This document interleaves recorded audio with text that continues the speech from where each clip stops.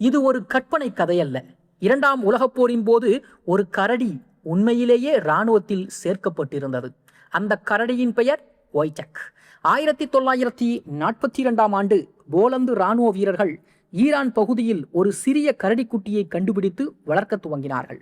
காலப்போக்கில் அது வீரர்களின் செல்ல பிராணியாக மட்டுமல்லாமல் அவர்களோடு பயணம் செய்யும் ஒரு உறுப்பினராகவே மாறியது.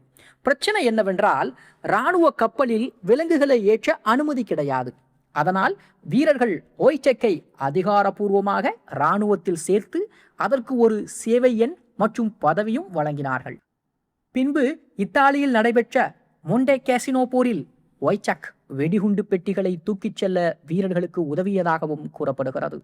அதனால் அது இராணுவ வீரர்களிடையே ஒரு புராண நாயகனாகவே மாறியது. போருக்கு பிறகு ஒய்சக் ஸ்காட்லாந்தில் உள்ள ஒரு உயிரியல் பூங்காவில் வாழ்ந்தது. பல முன்னாள் இராணுவ வீரர்கள் அதை பார்ப்பதற்கு அடிக்கடி வந்தார்கள். ஆக ஒரு கரடி இராணுவத்தில் சேர்ந்து உலகப் போரின் வரலாற்றில் இடம் பிடித்தது என்பது நம்ப முடியாத உண்மைதான்.